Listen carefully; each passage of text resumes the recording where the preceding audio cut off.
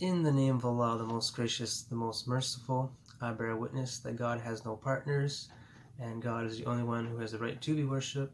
I also bear witness that Prophet Moses, Prophet Jesus, and Prophet Muhammad, peace and blessings be upon him, are the messengers of God, and I seek refuge in Allah from the rejected Satan. So in this video, I got some excellent information to provide. We're going to be discussing about Imam Mahdi the Mashiach, his very near appearance. I've got two dreams to describe, my personal dream and a dream of a woman. I'm going to put that video down below in the description, and another video to help support my theory, my best knowledge together to really solidify that I truly believe that Imam Mahdi Mashiach has been already born in the Hijiri year 1400. That's the Muslim calendar, and that translates to 1979 Gregorian calendar. Basically, at the end of the year of 1979 is basically when the 1400 Hijri starts. I've got a hadith and some insights on to help support this theory. I know there's some people that say, oh, you can't, you're a liar if you try to guess the day or try to calculate the time of the appearance of Imam Mahdi the Mashiach. I don't buy into that. I think if you're going to set an exact date, I think that's not right. Allah only knows what's going to happen tomorrow. But we have been given lots of hadiths. We've been getting from all lots of hadiths of the time of the appearance, roughly the time of the appearance of Imam Mahdi Mashiach, by not only the Prophet Muhammad, but by other scholars, etc. Not only in the Muslim faith, but in the Jewish faith and other faiths as well, point to this happening in the end times. So what is a prophet? A prophet predicts the future. This is just putting things together, understanding it, to understand what time we're in, understand our age, and to put all the signs together. So I don't see any problem with that. Prophet Muhammad, peace and blessings be upon him, said in a hadith, in the hadith of the Treatise of the Coming of Imam Mahdi on page 108, it says, I quote, "People will gather by Hazrat Mahdi's, peace and blessings be upon him, side in the year 1400 Hijri." So as I said, the 1400 Hijri is at the end of the year, Gregorian calendar 1979. Now I've made a previous video with roughly 35,000 plus views. It discusses a solid proof that Imam Mahdi Mashiach was born in 1979. It goes into some different details that some stuff I've came across to help me put my research together, and this is just going to add to that. So we're going to look at Bediuzzaman, who was a renowned scholar in the last century, and according to him, he said Hazrat Mahdi, peace and blessings be upon him, will serve during the 1400s. So there are many scholars that have predicted the general time that Imam Mahdi the Mashiach will appear and begin his duties to bring about the global dominion of God's laws on the earth, that God's laws will permeate this world and people will live in paradise and peace and harmony because we're living in God's way that he prescribes for us. And eradicate injustice, eradicate poverty, bring about abundance, harmony, and balance throughout the whole world. And this is done by doing what Allah makes lawful and stay away from the unlawful things, to apply divine law in our aspects of life, which we are designed to do. So we're going to go to the dreams now. So there's a dream this lady had. I don't know who she is, but like I said, I'm going to put the video in the description below. But first, I'm going to speak about my own personal dream. Now, I had this dream of Prophet Muhammad, peace and blessings be upon him, about 2 years ago, a little bit over 2 years ago. I kind of briefly discussed it in a previous a video of mine. You can research it if you like. It's under Prophet Muhammad Dream, Shining Lights, I believe it was called. And I just touched a little bit. It's at the end of the video, after about the 10-50 minute mark or 10-30 minute mark. I discussed, I touched on it, but I didn't really go into detail about that dream because it was very personal to me, and I didn't know if I should. I didn't know if I should say it or not, because I didn't want to offend the Prophet Muhammad, peace and blessings be upon him. Anyway, I hold him in the highest regards, and I wanted to conceal what he did.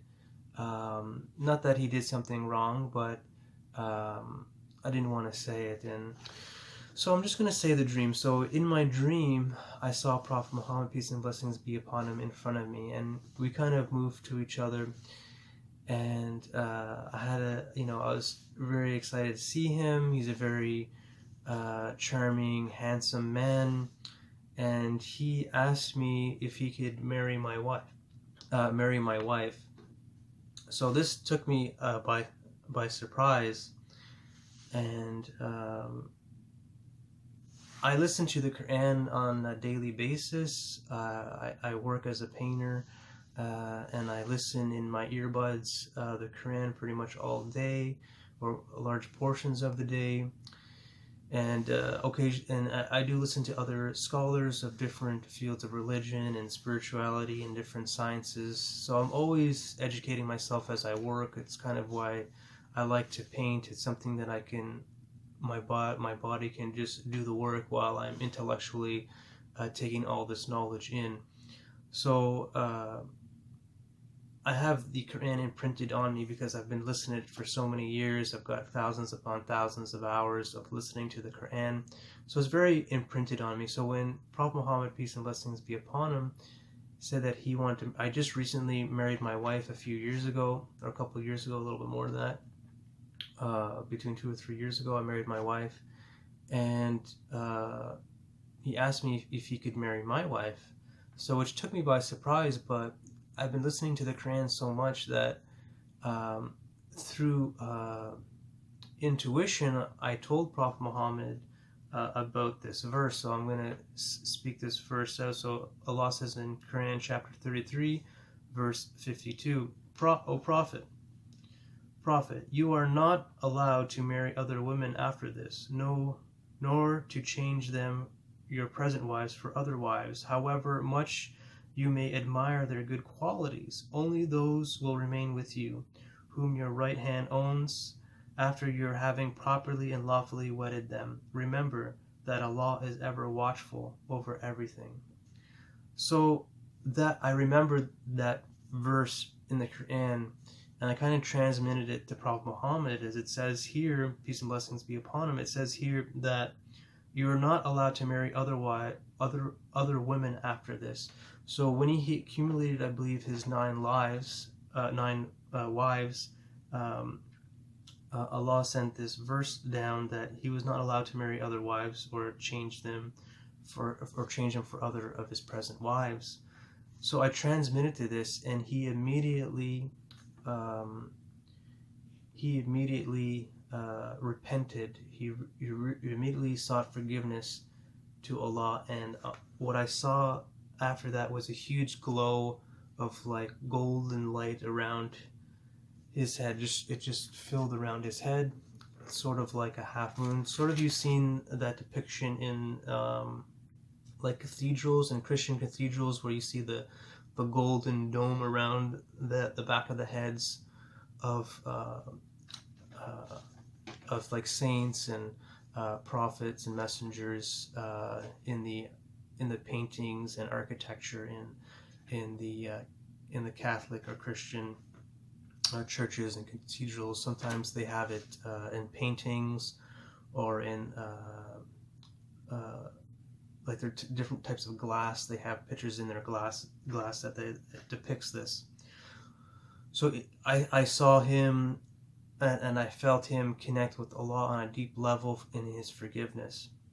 So I didn't really want to say this dream. I haven't dreamed of Prophet Muhammad, peace and blessings be upon him. Since that happened, I never dreamt of Prophet Muhammad that I remember after that. And I was a little bit sad, you could say, that I didn't have a dream since. And I know I'm probably going to receive some interesting comments about this that,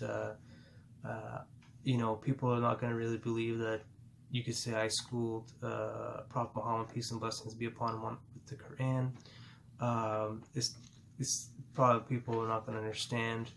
I may have some comments, and of course feel free to make any comments you wish. You have free will to do so. Alhamdulillah. So this I'm only explaining this dream to help you understand this next dream this woman had recently. So I've got some quotes from the person who transmitted the dream, which will be in the description below if you wish to see it. So, as it wasn't the woman who had the dream was explaining, it was a man who has a lot of Islamic knowledge, a lot of spiritual knowledge, and this explanation of the dream. She saw the Prophet Muhammad, peace and blessings be upon him, surrounded by all the prophets and messengers. All the prophets and messengers, about 124,000, surrounds Prophet Muhammad, peace and blessings be upon him, like the circle we see in the Kaaba. So if you can imagine Prophet Muhammad, peace and blessings be upon him, in the middle, like the Kaaba. Say like Prophet Muhammad is in the position of the Kaaba, and then you see like the hundreds of thousands of people circling the Kaaba. So just try to imagine you see Prophet Muhammad in the middle, and all the prophets and messengers surrounding him in a very large circle. This was the dream of this woman. All the prophets and messengers had above them from their heads, each one of them, a cloud of light. So this is the similar cloud that I saw in my dream of Prophet Muhammad in the dream. When I transmitted that Quran verse to him to say, like, you're not permitted to marry other women, he immediately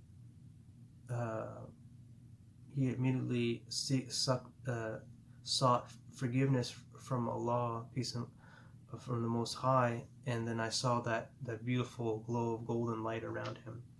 So this is what the woman saw as well in her dream. All the prophets and messengers had above them their heads, each one of them a cloud of light.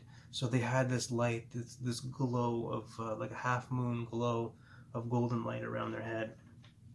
The dreamer asked, "What is that light, that shadow, that light, that golden light shadow around their heads?" Then a voice from behind them answered, "This is the cloud of the request for forgiveness. And we make someone who asks for forgiveness a shadow of light that the inhabitants of heaven can see." So let me repeat that. So there was a voice from behind her. So she's viewing this, and she sees the prophet. She sees all the messengers and prophets all surrounding Prophet Muhammad, peace and blessings be upon him. And they all have this golden shadow that they referred it to, this golden half moon that's around their heads. So the dreamer asked, "What is that light around their heads?" Then the voice from behind her answered, "This is the cloud of the request for forgiveness, and we make someone who asks for forgiveness a shadow of light that the inhabitants of heaven can see." So if you're in the dream realm or in the more heavenly realms, and when someone seeks forgiveness from Allah, you will see Allah has made it that you will see this glow around people's heads. So she asked, "Who's talking to me?" And he told her, "I am the Mahdi, and I am about to appear." And she asks him, when do you have to appear? He responds, very soon, and he gave her an example, but she forgot. So she remembered that he mentioned that he's going to come very soon, but he gave some sort of example. But sometimes dreams, you can forget things in dreams. And then the Mahdi requests that she transmit to the Muslims the need to increase the demand for forgiveness. So I found that very interesting. I do believe that dream to be true by that woman, just because of the fact of the glowing lights around people's head. I've seen that firsthand from Prophet Muhammad, peace and blessings be upon him. He showed me that clearly in a dream a little over 2 years ago, and so I am supporting this dream to be true. It is accurate from my experiences, and as Imam Mahdi requests that she transmit this to the Muslims, the need to increase the demand for forgiveness. So there's two things to gather from this. Imam Mahdi the Mashiach will be appearing very soon, and to increase our forgiveness. The Muslims to forgive one another. Let's not try to fight with one another. Let's not try to complain to one another, and seek forgiveness in all aspects of life. So, some things about forgiveness. The request for forgiveness erases sin.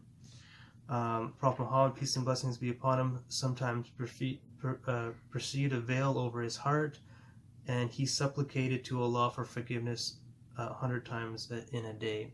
Now, I'm sure you've heard there's a lot of hadiths that I've heard that Prophet Muhammad, peace and blessings be upon him, would seek forgiveness from Allah 100 times a day. So that is a well-known hadith. Forgiveness increases and purifies the heart and soul. So forgiveness is a great way to purify our hearts and soul. If we forgive everything in our lives, it's like we have a clean slate. Our heart is more pure. Our mind is more clear. We can just let things go, let things happen, and trust in Allah, that Allah has power to do everything. We can trust in Allah.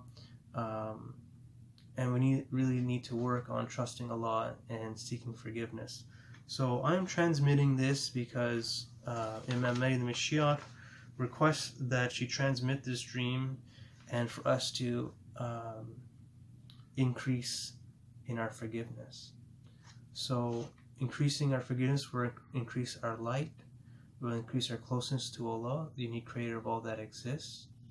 And this will help develop more harmony on this earth, and will help I believe will help bring about the appearance of Imam Mahdi the Mashiach maybe more quickly, more smoothly, more in harmony.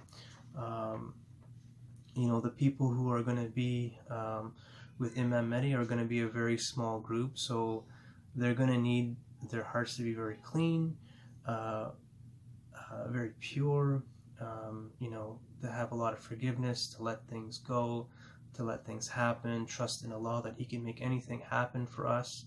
Allah can make Allah can make this world perfect in the way that we create no sin, that we create if He enforced His will, He could make this a paradise. He could get rid of all the evil. He could get rid of everything that was not harmonious and in balance with creation.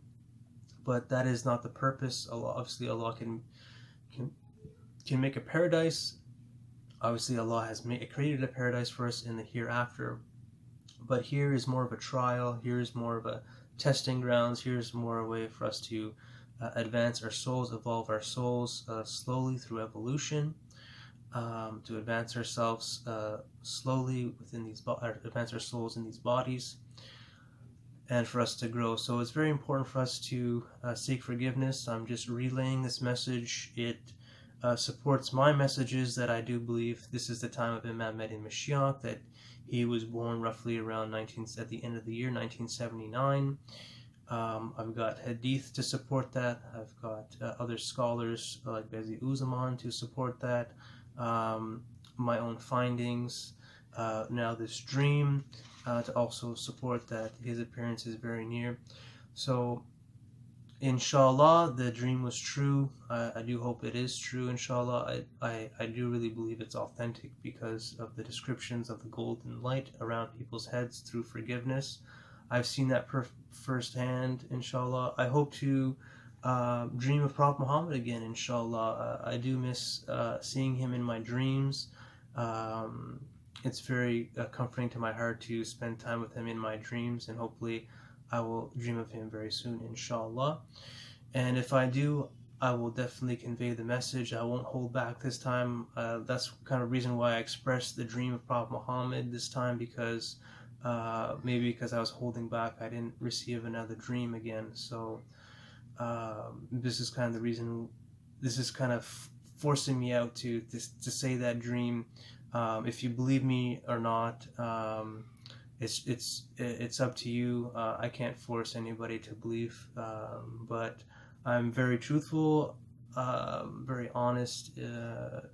I'm sure I've developed a bit of rapport throughout my videos, that I'm not someone to just make up stuff and to lie and stuff like that. That I try to be as honest as I can be, inshallah. So I really hope you enjoyed this video. I got the I'm going to put, inshallah, the references down below so you can see these videos for yourself. And I'm going to put the Quran verse and the Hadith in there as well. So, like I said, I really hope you enjoyed the video. May the peace and blessings of Allah be with you. Take Allah as your shield. And may Allah increase us in light. And may we seek more forgiveness, inshallah. Thank you. Take care. Peace.